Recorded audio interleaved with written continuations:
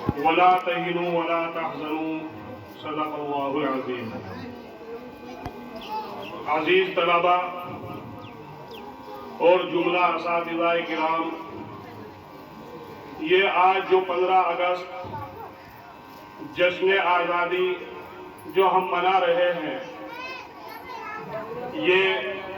ہمارے اسلاف اور ہمارے برادران وطن یعنی ہمارے غیر مسلم بھائیوں کی شہادت اور ان کی جدوجہد اور ان کی کوششوں کا یہ آج ہم جشن کی صورت میں ایک پروگرام کر رہے ہیں۔ میرے عزیز طلبہ، ہمارے لیے ضروری ہے کہ ہم اپنے اسلاف کی تاریخ کو یاد کریں اور ماضی کے اندر جو ہمارے اسلاف نے اس ملک کے اندر قربانیاں دی، ہمارے برادران وطن نے جو اس ہندوستان کو انگریز سے آزاد کرانے میں قربانیاں دی، تو جہاں ہمارے برادران وطن مہاتما گاندھی، سبھاش چندر بوس اور سردار پٹیل، نہرو وغیرہ، جہاں انہوں نے مسلمانوں سے کندھے سے کندھا ملا کر انگریز کو بھگانے کے اندر محنتیں کی، کوشش کی، انہوں نے جیل کاٹی، ظلم برداشت کیے، وہیں ہمارے علماء کرام نے بھی اس ہندوستان کے آزاد کرانے میں اپنے بچوں کو یتیم کیا، اپنی بیویوں کو بیوہ بنایا اور بے حد کوششیں کی۔ میرے محترم دوستوں اور بزرگوں، سب سے پہلے اس ہندوستان کے اندر 1756 میں یعنی 1757 سے پہلے 100 سال پہلے جو سب سے پہلے انگریز کے خلاف میدان میں ہندوستان کے اندر آیا، وہ سراج الدولہ بنگال کا حکمراں تھا، کہ جس نے اس بات کو محسوس کیا کہ یہ انگریز تجارت کا دھوکہ دے کر ایسٹ انڈیا کمپنی جو اس نے یہاں قائم کی، اس کا مقصد اس ہندوستان کو تجارت کے ذریعے آگے بڑھانا نہیں ہے، بلکہ اس ہندوستان کو اپنی غلامیت کے پنجے میں جکڑنا ہے اور اس ہندوستان کی مال و دولت کو سمیٹ کر اکٹھا کر کے یہاں سے اپنے ملک کے اندر لے جانا ہے۔ چنانچہ لال قلعے کی دیواریں، تاج محل کی دیواریں گواہ ہیں اس بات کے اوپر کہ وہاں پر جو ہیرے جواہرات لگے ہوئے تھے، انہوں نے ان کو اکھاڑ کر تمام کو اکٹھا کر کے اپنے ملک کے اندر پہنچایا۔ تو مختصر طور پر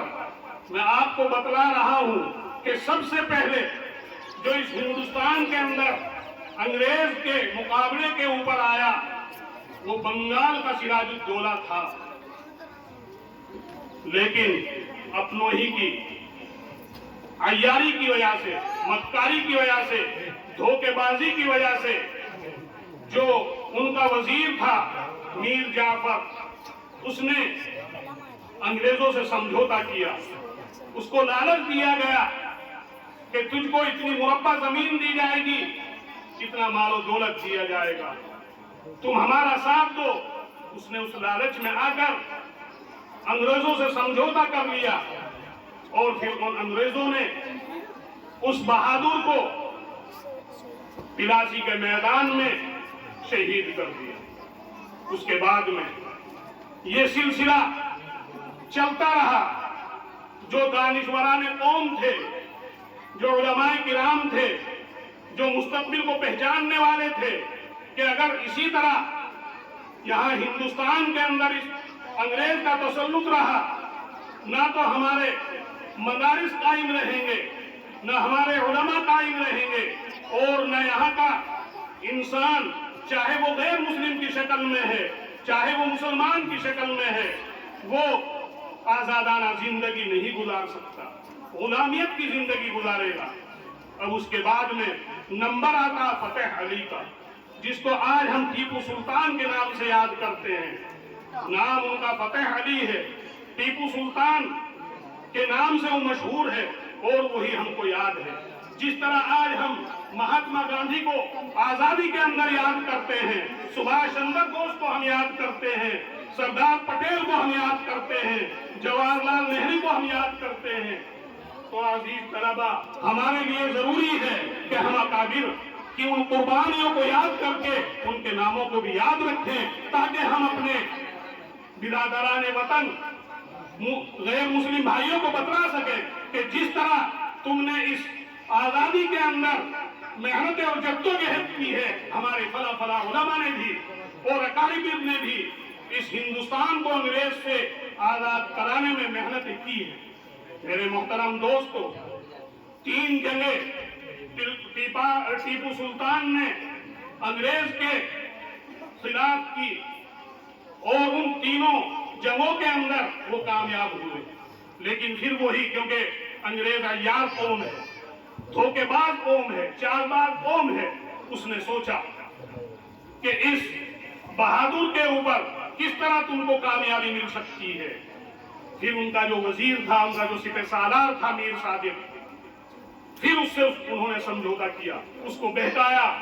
उसको जमीन का लालच दिया, मालो दौलत का लालच दिया और